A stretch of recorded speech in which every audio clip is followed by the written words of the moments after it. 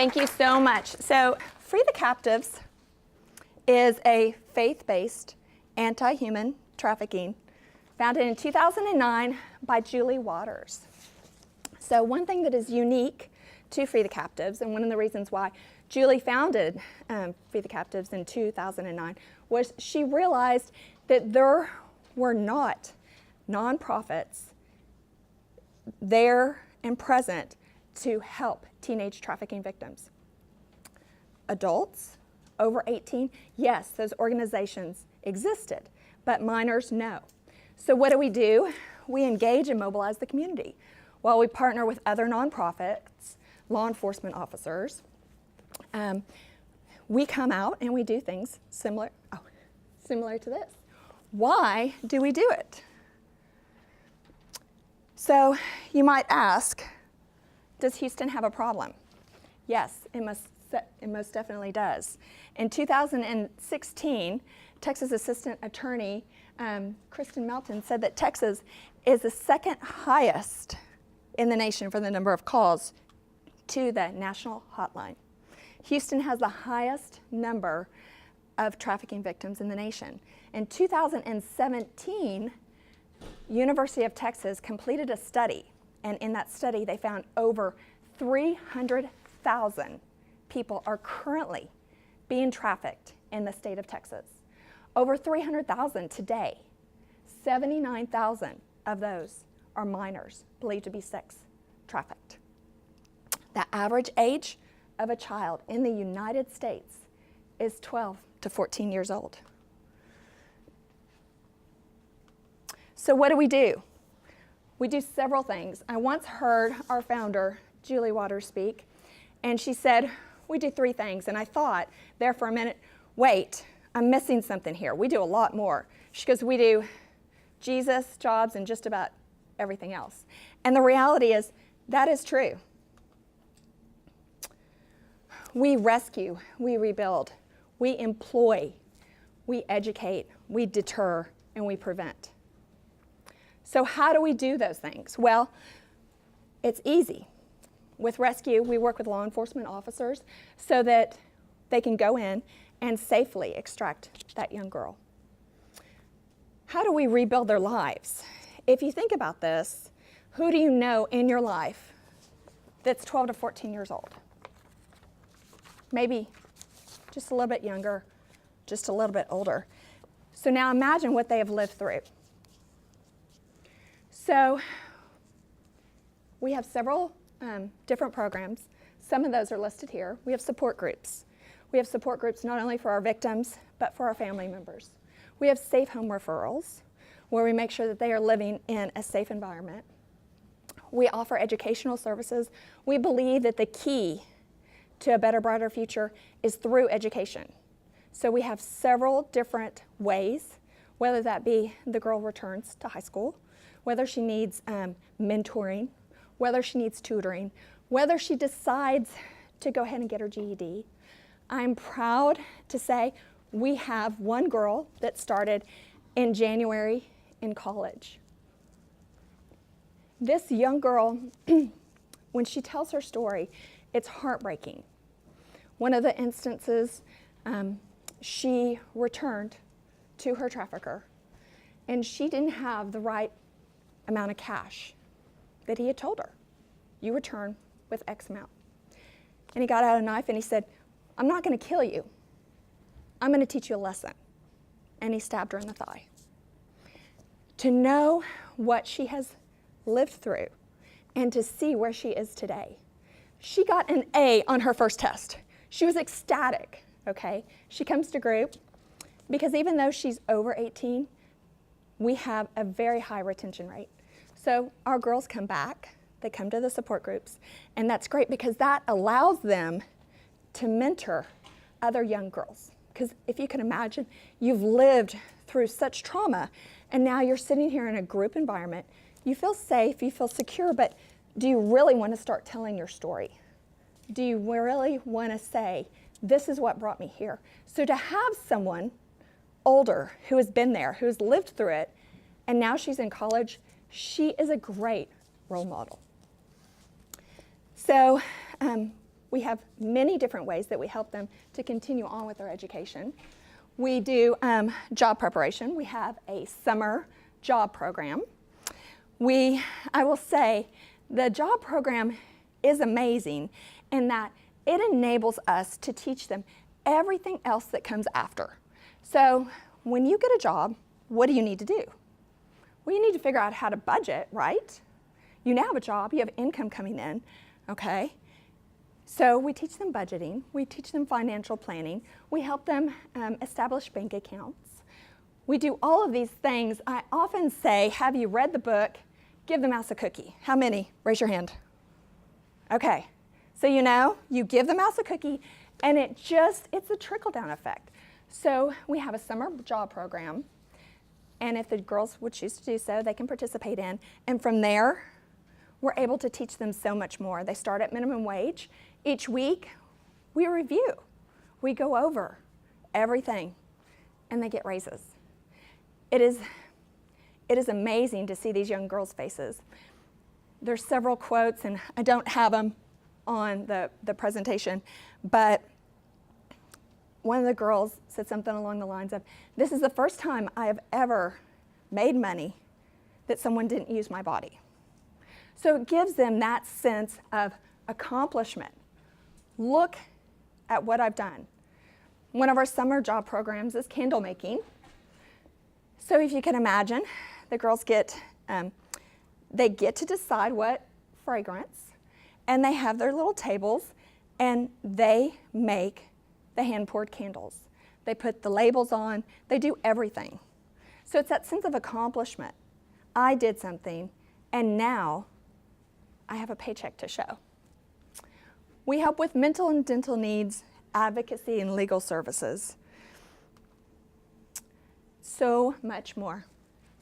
Our summer job program that I was just talking about. So we do the hand-poured candles, but we saw that there was an additional need that, yes, this provides them with an opportunity in a safe environment to earn money, okay? Because you have to realize the trauma that these girls have lived through, okay? So now they're in a safe environment, they're at Free the Captives, they're with their friends, you have the camaraderie. Well, we want to teach them more skills besides candle making. Candle making is amazing, and believe me, we go over everything. Resume writing, how to interview when they finally get to that next step to go out into the community to look for a job. But we decided we wanted to add an aspect to teach them more. So we do an online shop. It's used purses that are donated. So by doing so, can you imagine? You guys are college students. What are they learning? What are we teaching them to run an online store? So we expanded last year to incorporate an online store. We educate. We go out and we educate the public, doing things like what I'm doing here today, talking to you, sharing what we do at Free the Captives, why we do it, and how it makes a difference. We have training opportunities throughout the year. We use social media. Social media is huge, and we use it as a positive.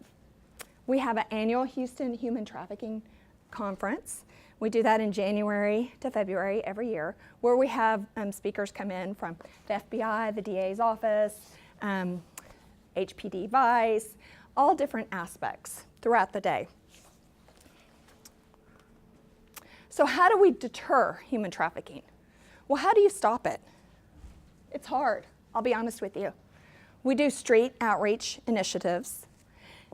How many of you know or have ever heard about Bissonnette? Like the city? No, the street. Okay, I'm going to tell you something, and this is huge because it's a huge problem for Houston. We have what law enforcement officers refer to as the red light district in the nation, and it's on Bissonnette. There are several blocks on Bissonnette any time of the day. You can pull up like ordering a hamburger and pick up a girl. As a matter of fact, there's a famous hamburger fast food stop at one of the corners, and the girls walk in front. So we do street outreach initiatives. Last fall, 2017, we did our We See You rally.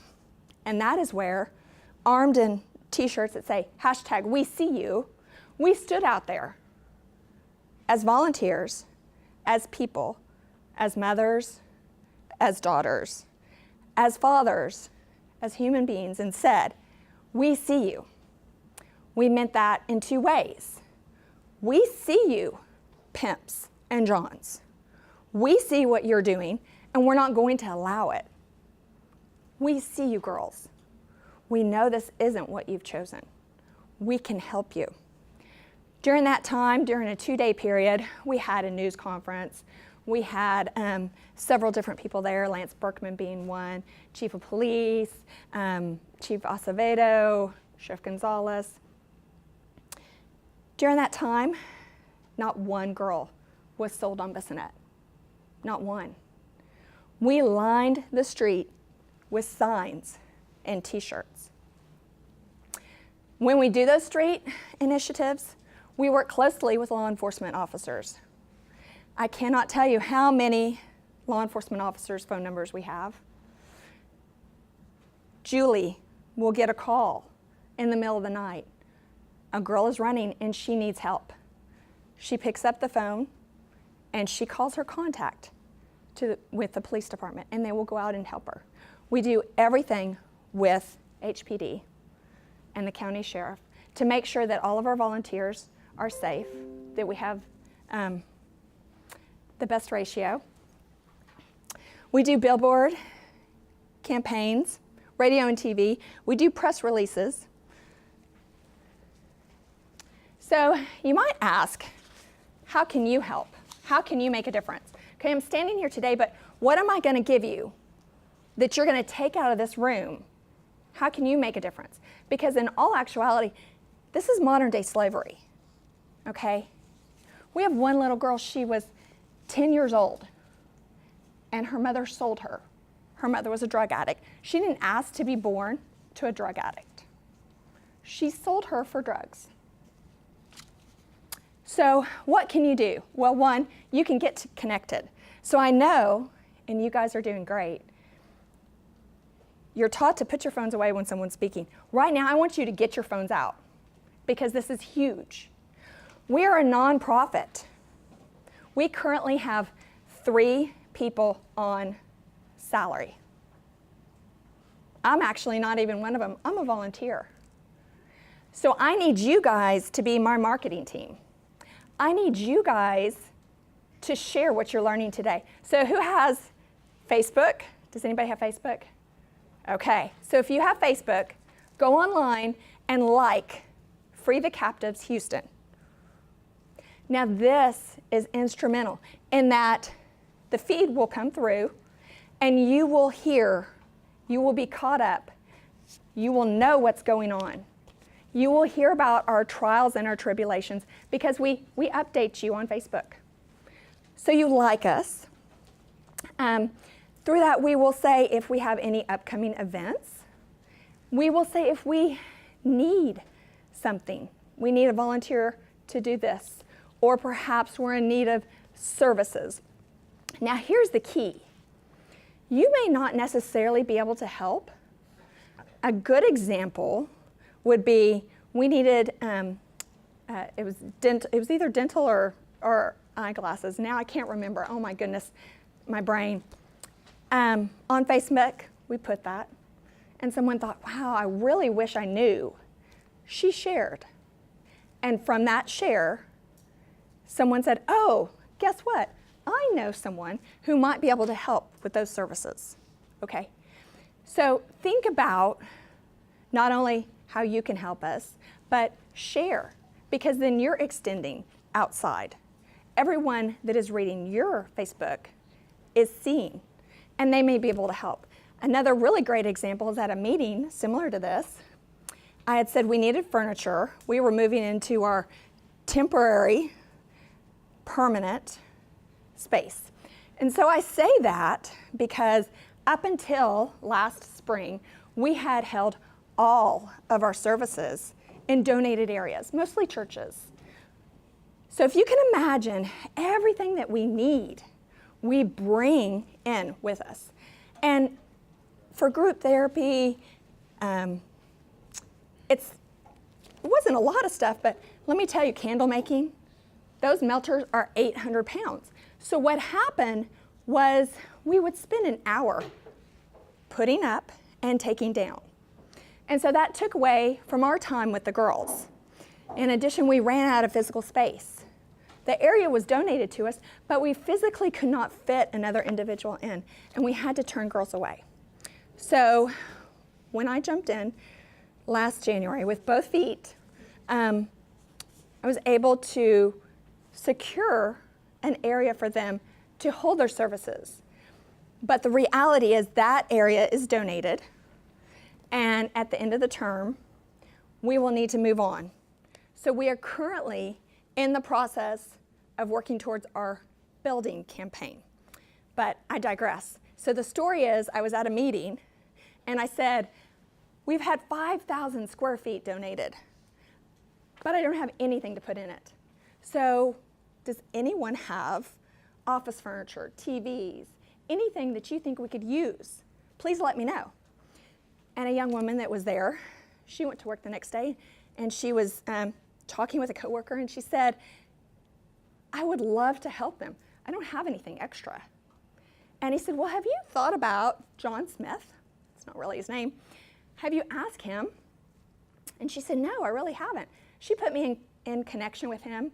He supplied 80% of the furniture that we needed for our 5,000, 6,000 square foot space.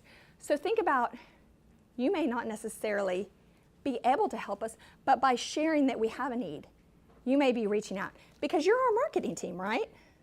So all of our events will go through there. All of our needs will go through there. All of our prayer requests will go through there, because on Tuesdays we have group, and sometimes it's hard.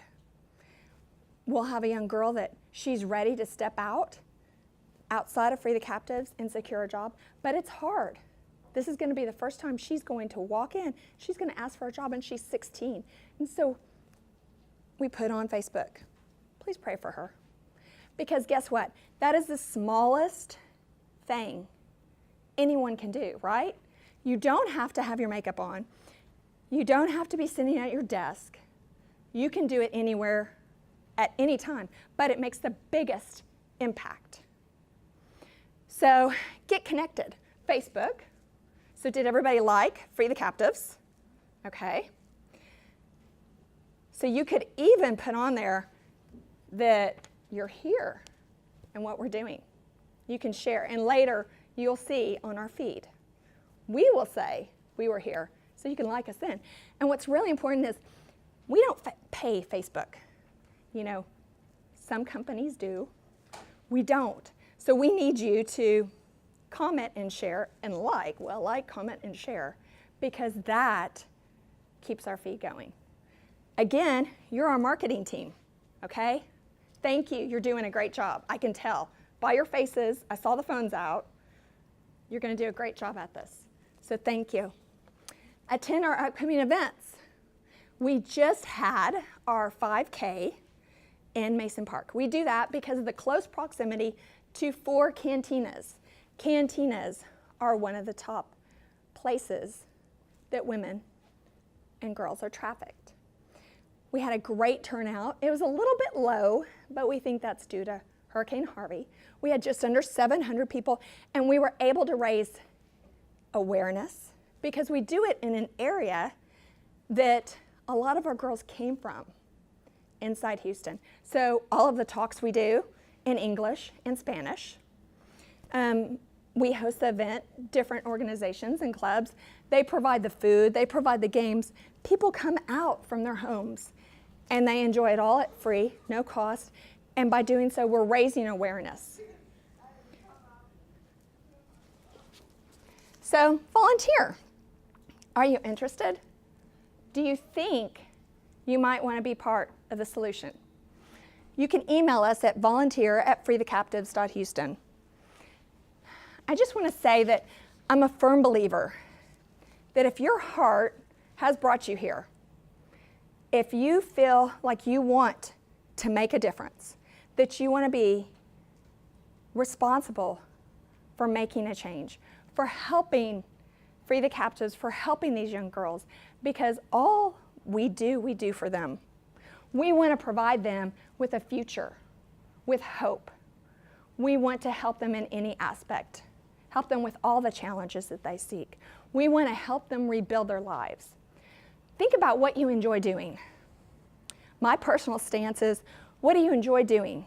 If you weren't at work or in the classroom, what do you like doing? Let's figure out how we can use that. What are you good at? Somebody might be really good at decorating. We can use that. Somebody might be really great about going and asking for things. Fundraising. Fundraising, it's great. Okay, so think about, what do you enjoy doing? We had one lady say, I enjoy sewing. Well, guess what? Our girls wanted to learn how to sew, so we called her. So think about what you enjoy doing. If your heart is in being a volunteer, we will take what you enjoy doing and we will find a way for you to make a difference. So stay connected. I did not go over Instagram. How many of you are on Instagram? Okay, this is how you get connected on Instagram. I am not a very well-versed with Instagram. Technology is a challenge of mine. I will tell you what I am good at, but I will also fully disclose what I'm bad at. Technology sometimes can be my foe. So here is a link for Instagram. I wish I could walk you through it. So in addition to volunteering, perhaps you are looking for an internship. We have extended our deadline for summer interns at Free the Captives. So all year round, we are looking for interns. We have some paid, mostly unpaid. Here's the criteria. During the summer, you would work 30 to 35 hours. And that's because we have the girls most weeks 4 days, because we want to provide a safe environment for them. We want to provide them the camaraderie, the support groups, the job training. The job, they're making candles. They're enjoying it. We do, I hate to say field trips, but we do little excursions. So we have them most weeks 4 days, so 30 to 35 hours a week in the summer, but 15 to 20 during the school year. It is very important that you have reliable transportation, because I will tell you, we at Free the Captives rely on an army of volunteers for our girls' transportation. Literally, we have volunteers that drive all over Houston picking up these girls for our group therapies, for our summer job program, for all of the programs we offer. If you would like to, you can request an application at volunteer at Free the Captives Houston. You will mail your resume, a cover letter, your unofficial transcripts, and references from 3 people. Now, the internship is in downtown Houston, not Spring. These are some of the duties. I'm just going to let you read over it. You know what? I'm going to read over it. Working with trafficked teens, supporting different aspects of reducing the demand campaign in the areas of public policy, marketing, and advocacy. Attending a variety of human trafficking meetings and events. Assisting with research and public policy work. Promoting new creations, which is our candle making. Helping Free the Captives' annual Human Trafficking Conference. Assisting in clerical and administration work. Participating in discipleship and mentorship. Graphic design work would be great. If you guys like graphic design work, wow, we could totally use you. And if you know someone who enjoys graphic design, share this with them. Photography, videography, writing blogs, posting on social media, and raising awareness by simply being there. And it did not advance. So working together, you can be the key to making a difference in these girls' lives. So when I jumped in with both feet last January, you see, I had met Julie Waters, the founder, about 6 years ago. And at the time, my 2 youngest children were in 2nd and 3rd grade, and there wasn't a lot I could do, so I became a Facebook friend. And when the opportunity provided itself and I was able, I jumped in full speed in January. And what I've learned from being up here in the Kingwood, Atascocita, Humble, even Spring Tomball area, is that more people in our area want to become involved. They want to be a part of the solution. Well, how can we make it a possibility? What do we need to do? Well, we need to give you an opportunity to attend a general volunteer meeting. So we extended. Typically, we only did our general volunteer meetings in Houston. We now have extended, and we do a general volunteer meeting in Kingwood at 2nd Baptist at 10:30 in the morning, first Thursday of the month. Since this is our first year at North Houston, our North Houston volunteer meetings at 2nd Baptist, we are not going to do the summer meetings because we have the girls 4 days a week. I do want to say we have a wonderful opportunity coming up, and it's a gala at the Kingwood Country Club. So we are going to need a lot of able bodies, a lot of people that are willing to do everything that it takes to put on an event because we're volunteer driven, volunteer based. We have a small army. So think about it. Do you want to help? Those meetings, the gala meetings we will be holding during the summer, our gala date is November 10th at the Kingwood Country Club. It will be fully restored and up and running by September. So we're very excited about that. We have our keynote speaker already set. It's Elaine Turner. So we are very excited because what we want to do is help raise the amount of money so that we can build our own Free the Captives facility. I'm happy to announce we just hit $1 million. So we have raised $1 million. We are hoping to raise 1.6. That's our goal. That's what we've been told that it will take to build. And to do so, it'll be a 5,000 square foot facility where the girls can come and go. We'll own it. It will have meeting rooms. It will have daycare, because the reality is some of our trafficking victims have children. And do you remember how I said we do Jesus jobs and just about anything else? Julie's been in the delivery room with one of our victims because no one else could be there with her. The reality is these girls have gone through so much, and we do just about anything else that we can do to help them start to heal, to build a brighter future for them, to give them hope. So gala meetings will be this summer, and then in September we'll start again. We'll have North Houston general volunteer meetings, 2nd Baptist North. So if you are interested, if you want to make a difference, to in some way, and again, tell me what your passion is, tell me what you enjoy, and we'll go from there. We'll figure out how we can use you. So at this point, I want to open up the floor to any questions you might have.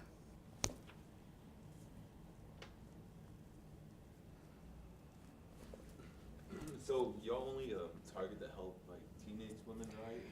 Yes, teenagers. So although we have several girls that are 18 that continue to come back for our support groups, we work with minors. So that is 10 to 18. So as I said, statistically, 12 to 14 is the average. But you still accept like former people? Yes, yes. We actually have a very high retention rate, and that we create those relationships that the girls just want to come back. They want to keep coming back. You know, that's one of the reasons why I felt so drawn and wanted to be a part of Free the Captives, is to meet Julie Waters, the founder. You will know that within the first 10 minutes of talking with her, that it's not just the services she provides these girls. It's not just the Bible studies. It's that she actually shows them through her deeds and her actions that she cares about them. So it makes a huge difference. And I know church is a big part of your organization, Yes. but if there was like an individual Yes. who wasn't affiliated with the church, would you still accept their help? Like, Yes. So we have, throughout the year, we have different volunteer application dates. And so if you feel like you are driven, you want to work directly with our girls, we have an application process that we'll go through. It's 6 weeks, because what they've gone through, you can't just walk up to them and talk like I would talk to you. It's different. And so we have that 6-week training so that you can understand where they're coming from, what their mentality is, so that you can better help them and work well with them. So, yes? Do you work with other organizations that are on this individual? We do. We do. We work with many other nonprofits. You know, with Houston being one of the top for human trafficking, it's something that no matter what organization you're helping, if you walk out that door today and you decide Free the Captives isn't for you, find another organization, because there are many out there, many good ones. Children at Risk. I was just reading an article in the Houston Chronicle, because they did a study on illegal massage businesses. So illegal massage businesses are thought to be hubs of human trafficking. We actually have one on Kingwood Drive, right next to Chelsea's Deli. I'm a long-term Kingwood resident. I've lived here 19 years. I love Chelsea's Deli. So there are many other nonprofits. Yes, we work with them, and they do amazing work. The problem is so huge, so massive, that any organization, if Free the Captives isn't for you, find another one. Thank you. Yes, sir. I bet 95% of the students in this room have no clue where Mason Park is. I used to play Pee Wee baseball there when I was a kid. Did you? But I wonder too, in connection, you talked about the cantinas. Yes. Can you talk about taxi dancing and whether that's a concern connected to the cantinas?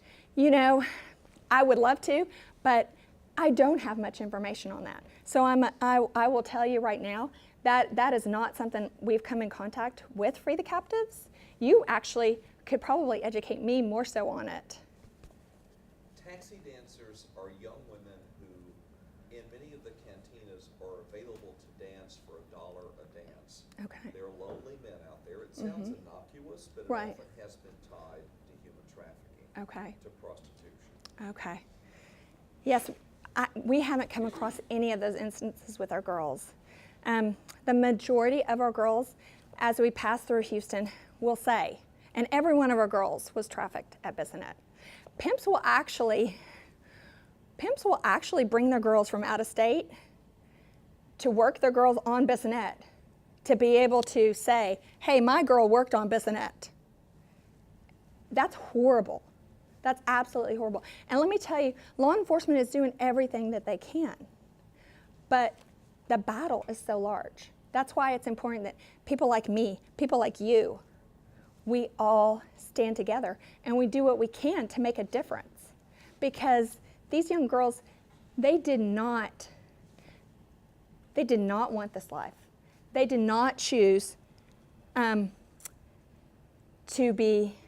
have a mother that's a drug addict. The majority of our girls, and I want to say this, were contacted by social media. So over 90%. At our 8th annual Human Trafficking Conference, the captain over the Vice Division said the number one app used to contact is Snapchat. I have Snapchat. My kids have Snapchat. If you have younger brothers, sisters, cousins, friends, check their phones. Make sure that they're on private, because the reality is the human traffickers, they will spend months building relationships, okay? So to give you an idea, say you're on Snapchat and you're public. You get your first text and it's, hey, you're beautiful. So if you can imagine, our girls, the majority come from one-parent household where their father is missing, or at some point he would sexually abuse them. And they have their mother who is or is not active in their lives. She may be working 2 to 3 jobs to put food on the table. And she's Snapchatting. She's having a hard time at school. Nobody understands her. And here this individual has come across her and he's saying, you're beautiful. You're gorgeous.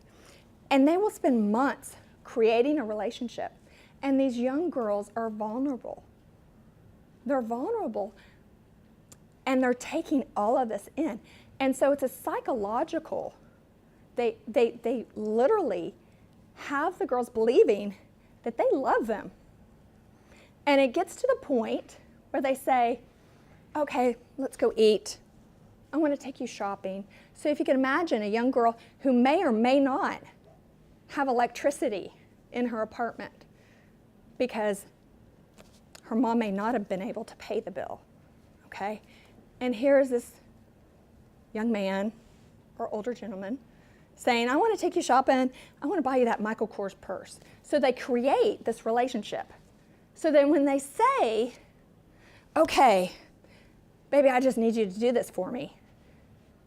We're going to want a house someday. Can you help me?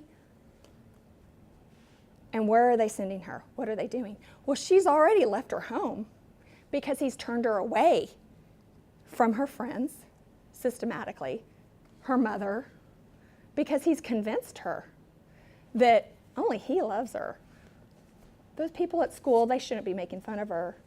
She's gorgeous. So what is she going to do? How is she going to get away? When you stop and think, 10 years old was one of our girls, but the majority are 12 to 14. What were you doing when you were 12 to 14? Being rebellious. But were you going to school? Were you safe? Were you happy?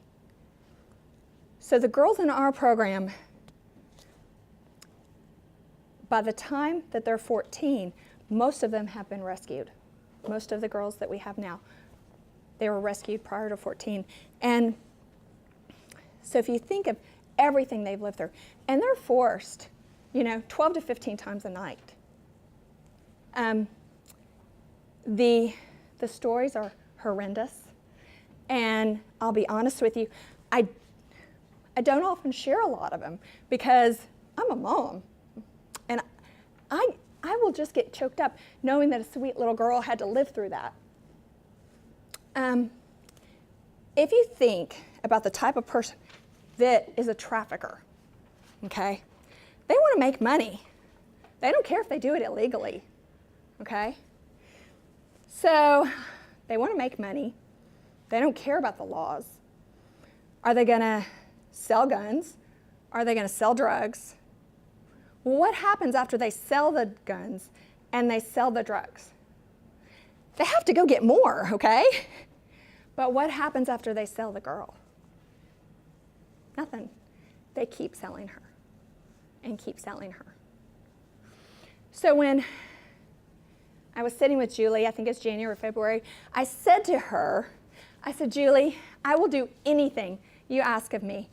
If you want me to go pound the pavement, you tell me what you need and I will get it. You want me to go and you want me to talk to some college students, I will do that. You tell me what your needs are and I will figure out a way. But please don't ask me to work with the girls because I just don't think I can do it. And so in the back of my mind, I'm thinking, I would want to bubble wrap each girl. I want to bubble wrap her, take her home with me, and when I didn't, I wouldn't sleep at night. So she said, okay, Denise, can you do this? Can you do that? And I continued on. In May, she called me and she said, Denise, I need to ask you a favor. I said, okay, how can I help you? What do you need? She said, do you know table etiquette? And I thought, oh my gosh, I've been trying to teach my boys that for like 3 years. It's not sticking. I don't know if I know table etiquette, but I didn't tell her that. I said, yes, table etiquette. What do you need?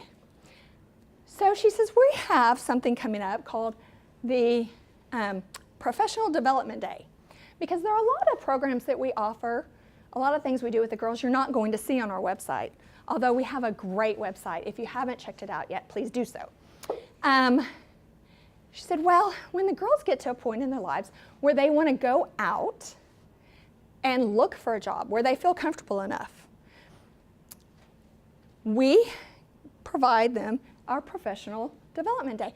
And we need somebody to teach them table etiquette because now you don't always interview across a table, across a desk. Sometimes you do it across a table while you're eating. So could you come in and work with the girls and teach them table etiquette? I said, sure.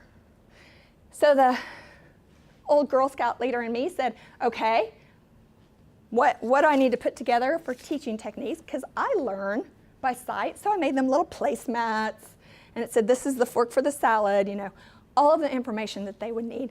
And I was so proud of myself. And I walked in not knowing what I was walking into.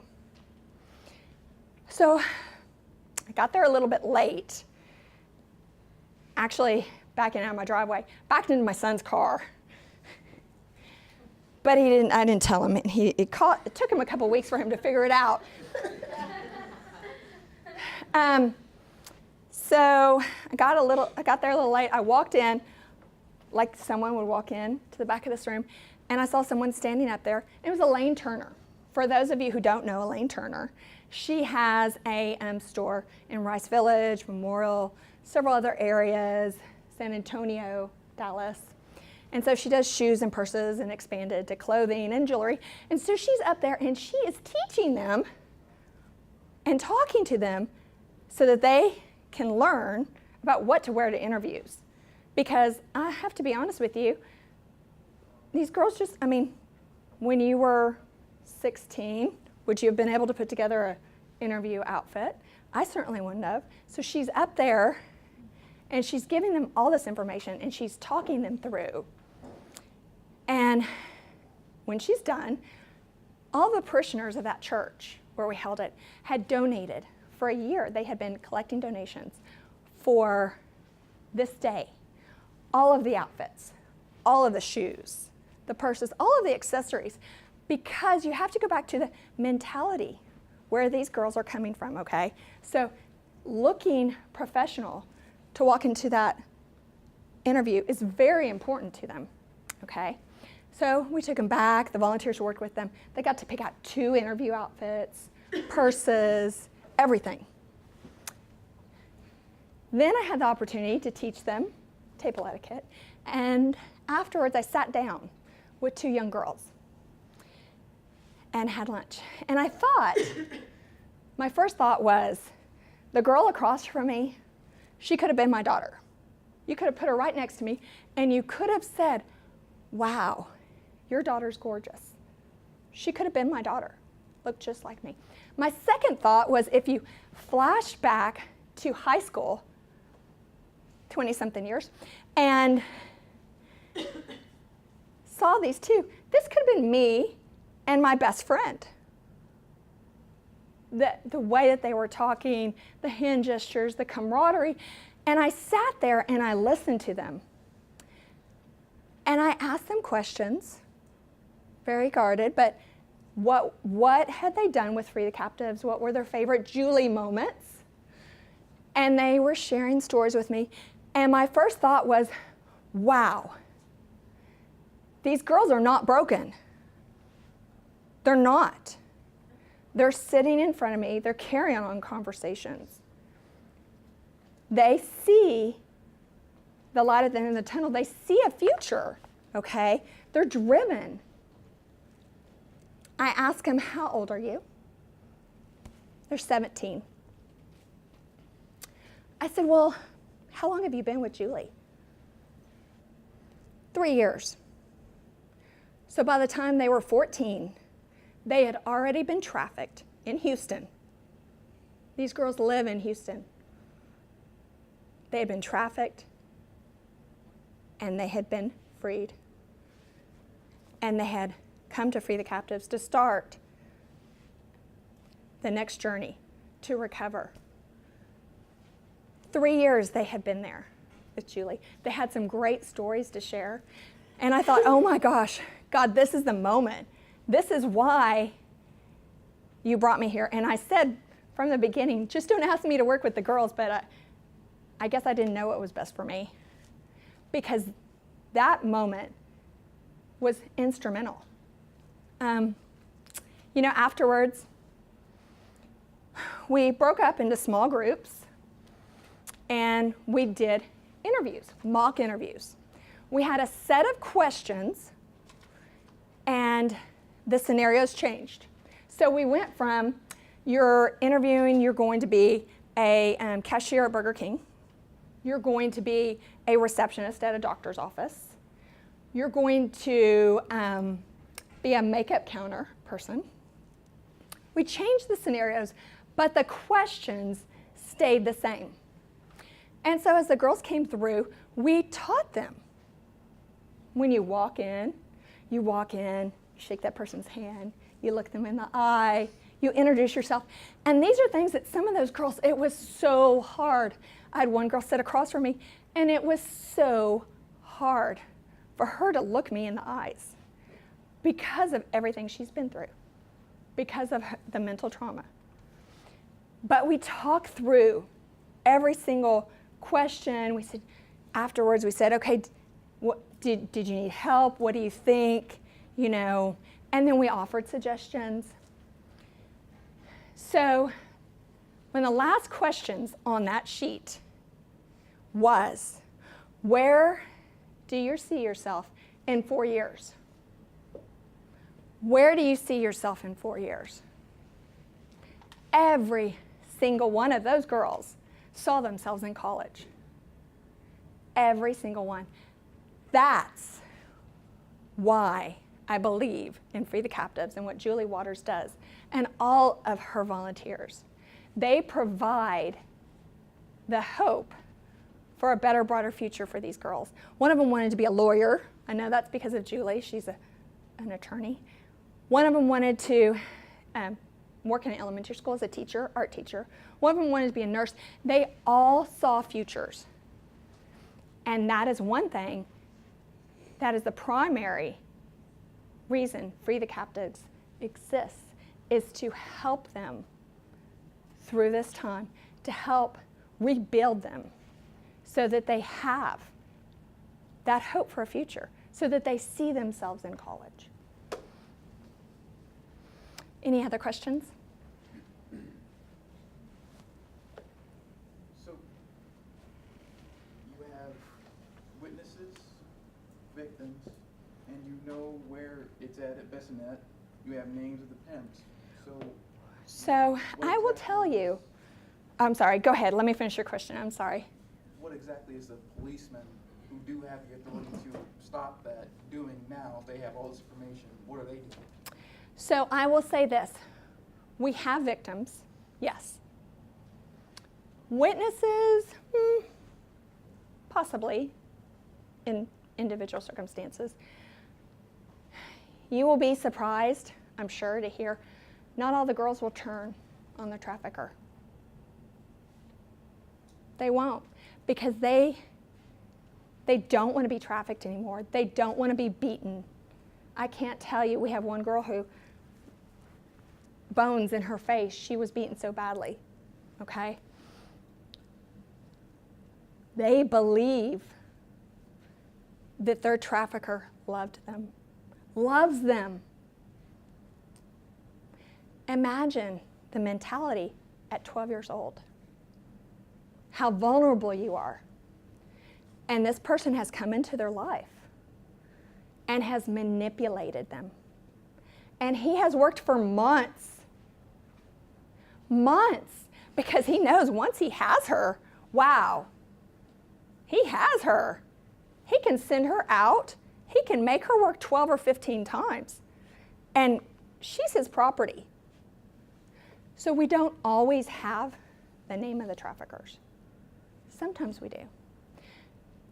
Law enforcement is working hard.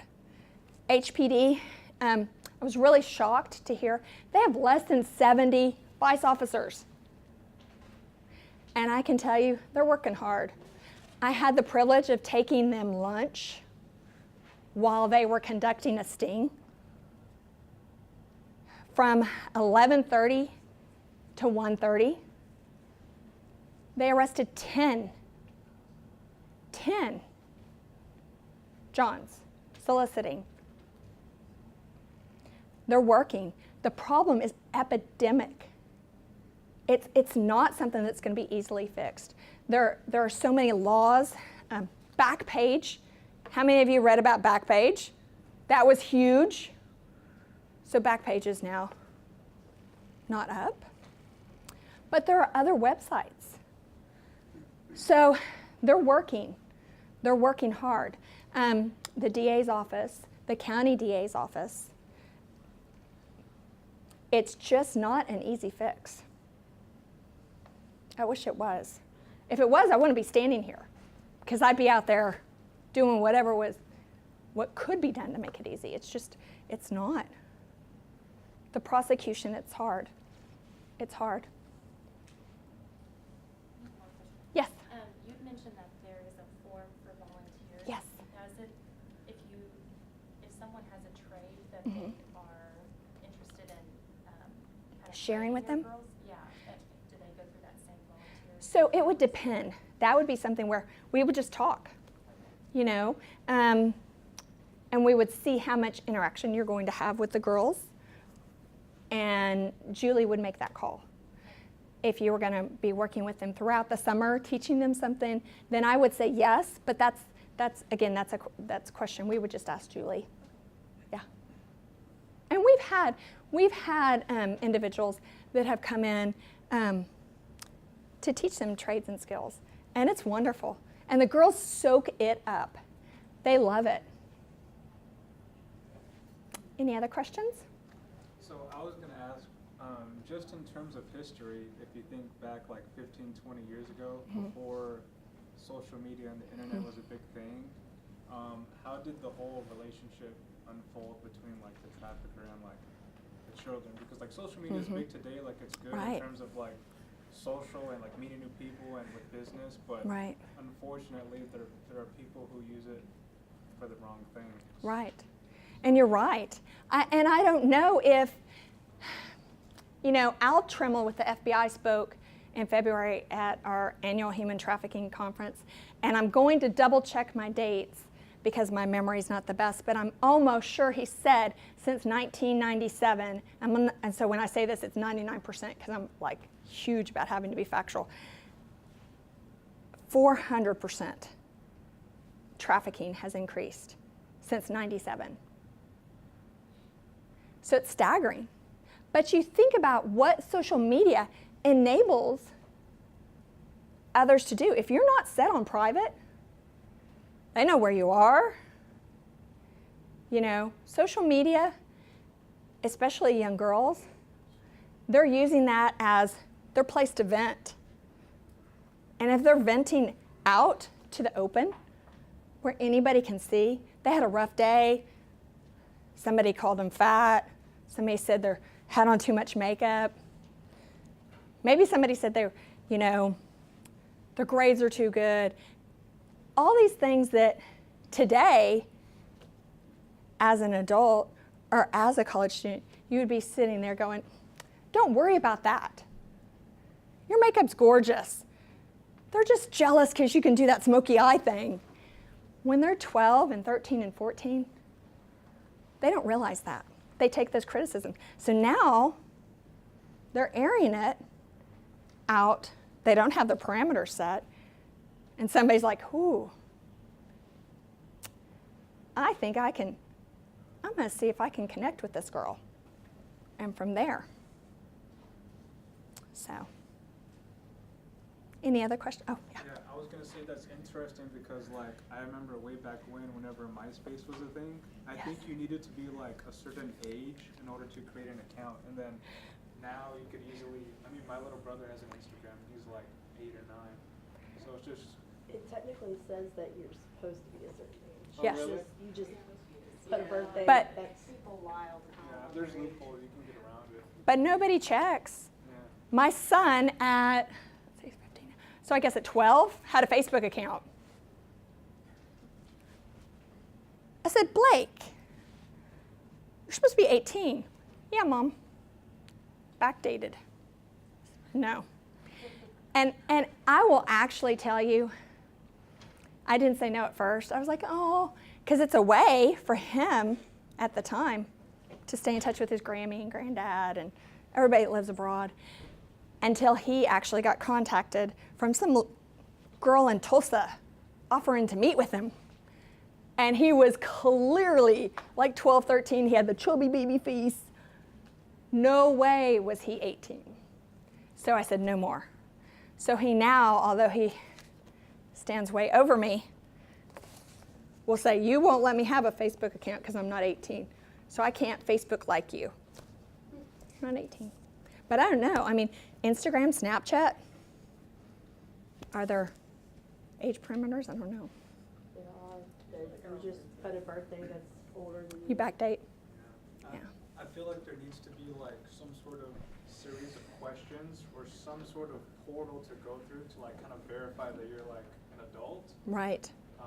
If not, then there should be like some sort of child filter to where like Yes. that'll restrict like their engagement with the outside network. Right. Maybe only to like restrictive like family members. Right. Somehow that could get proven, but there are ways to like.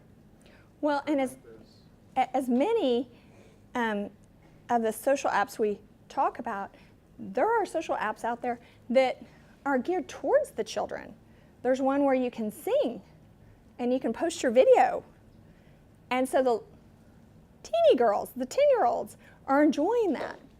Well, if their parameters aren't closed and you're a child predator. Also, it doesn't really matter what parameters you create, because at the end of the day, it's the same concept as has been around forever. You go into a chat room and you can pose as anybody you want to. Same with Facebook and anything else. Mm-hmm. You know, Google a picture of 10-year-old girl or 10-year-old boy or whatever, put it on there and act like them. And I mean, it doesn't really matter what parameters you put. There's always going to be them out there. Yeah. Other than like social media, like I've seen like some like stuff like on Facebook about like how like, you know, the signs that are on the side of the road, like Mm-hmm. looking for students between 14 and 18. Right. You can make $300 a day or whatever. Are those truly things that? So the answer is, I don't have an answer for you. I wish I could say every single one of those signs is bogus, but I mean, the reality is if somebody's going to tell you you can make $300 a day, I'd want to know what, how. Okay? So I don't know what to tell you. I could easily see a trafficker using that. I could. I mean, so it's a possibility. Anyone else? Okay, so the last part is, you're my marketing department, right?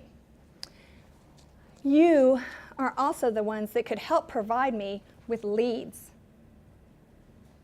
Places, clubs, organizations, work, that you think might want to hear about Free the Captives, what we're doing, and how they can become involved. So if you have any leads you want to share, that would be awesome as well. Like I said, we're volunteer driven. Our volunteers are the backbone of our organization. And so as you leave today, just remember, when we come across your Facebook feed, because you all are following us now, and you share that feed, thank you. You did a good job as our marketer. Any other questions? You guys were amazing. I just want to tell you, when I was in college, I got a D in public speaking. So every time I get in front of a big group, I think, okay, this is awesome. I really wish I could get in touch with my instructor. But I think it's because I'm passionate and driven, and I believe in the organization. So if you have any questions, if you want more information, email volunteer@FreeTheCaptivesHouston, or you can email me directly. Our next general volunteer meeting is in Kingwood on May 3rd. We would love to see you there. Thank you so much for inviting me today to share. This is a step in the right direction. This is big. It's huge. It's educating. Go out today, share what you learned today. Thank you.